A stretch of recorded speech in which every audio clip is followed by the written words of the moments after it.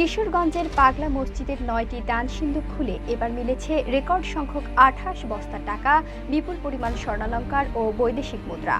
আজ শনিবার সকাল 7:30টা থেকে প্রশাসনের দায়িত্বপ্রাপ্ত কর্মকর্তাদের উপস্থিতিতে সিন্দুক খুলে টাকা পয়সা বস্তা ভর্তি করা হয়। এখন চলছে গণনার কাজ। এবার ৩ মাস ২৬ দিন পর দান সিন্দুক খোলা হলো। কিশোরগঞ্জ জেলা শহরের নরসুন্দা নদীর তীরের ঐতিহাসিক পাগলা মসজিদটিতে লোহার ৯টি দান সিন্দুক আছে।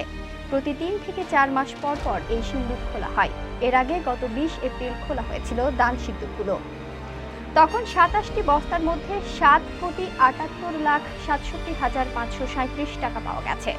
এছাড়া বৈদেশিক মুদ্রা, সোনার গয়না ও হীরা পাওয়া যায়, যা অতীতের সব রেকর্ড ভেঙে নতুন রেকর্ড সৃষ্টি করেছিল।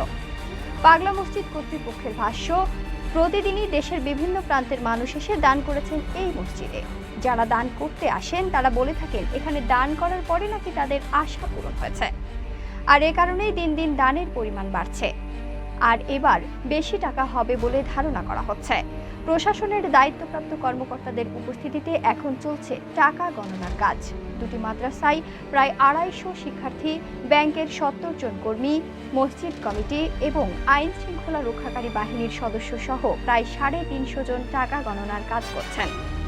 কিশোরগঞ্জের জেলা প্রশাসক মোহাম্মদ আবুল কালাম আজাদ ও পুলিশ সুপার মোহাম্মদ রাসেল শেখের নেতৃত্বে অতিরিক্ত জেলা ম্যাজিস্ট্রেট এবং দান সিন্দুক খোলা কমিটির আহ্বায়ক মিজাবের রহমতের উপস্থিতিতে আজ সকাল 7:30টায় ৯টি দান সিন্দুক খুলে ২৮ বস্তা টাকা পাওয়া যায়। প্রথমে টাকাগুলো সিন্দুক থেকে বস্তায় ভরা হয়, পরে মেঝেতে ঢেলে গণনা শুরু করা হয়েছে। পুলিশ সুপার মোহাম্মদ রাসেল শেখ বলেন, সকাল থেকে টাকার সিন্দুক খোলা, বস্তায় ভরে এনে গণনা শেষে ব্যাংক পর্যন্ত সব টাকা নিরাপদে পৌঁছে দেওয়া পর্যন্ত সার্বিক নিরাপত্তার কাজে তিনি সহ পুলিশ সদস্যরা যথাযথ দায়িত্ব পালন করছেন। এছাড়া গণনার দিন ছাড়াও বাকি দিনগুলো আইন শৃঙ্খলা রক্ষাকারী বাহিনীর লোকজন সিন্দুক নিরাপত্তায় দায়িত্ব পালন করবেন। জেলা প্রশাসক ও মসজিদ কমিটির সভাপতি মোহাম্মদ আবুল কালাম আজাদ বলেন, ৬ তলা বিশিষ্ট দৃষ্টিনন্দন পাগলা মসজিদ ও ইসলামী কমপ্লেক্স নির্মাণের জন্য একটি মেগা প্রজেক্ট করা হবে।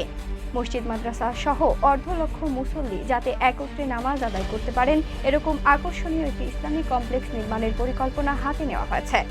এর মধ্যে একসঙ্গে ৫,০০০ নারীর জন্য আলাদাভাবে নামাজের ব্যবস্থা থাকবে। এর জন্য পরামর্শক নিয়োগ দেওয়া হয়েছে। তারা যাচাই বাছাই করে ডিজাইন ও নকশা চূড়ান্ত করে দিলেই দরপত্র আহ্বানের মাধ্যমে কাজ শুরু হবে। এতে প্রাথমিক খরচ করা হয়েছে ১১৫ কোটি টাকা। পাগলা মসজিদ ও ইসলামী কমপ্লেক্সের খরচ চালিয়ে দানের বাকি টাকা ব্যাংকে জমা রাখা হয়। এর থেকে জেলার বিভিন্ন মসজিদ, মাদ্রাসা ও এতিমখানায় অনুদান দেওয়ার পাশাপাশি অসহায় ও জটিল রোগে আক্রান্ত ব্যক্তিদের সহায়তা করা হয়ে থাকে। কিশোরগঞ্জ শহরের ঐতিহাসিক স্থাপনার মধ্যে পাগলা মসজিদ অন্যতম। শহরের পশ্চিম হারুয়া এলাকায় নরসুন্দা নদীর তীরে মসজিদটি অবস্থিত। কথিত আছে, খাস নিয়তে এই মসজিদে দান করলে মানুষের মনের আশা পূরণ হয়। সেজন্য দূর দূরান্ত থেকে অসংখ্য মানুষ এখানে এসে দান করে থাকেন।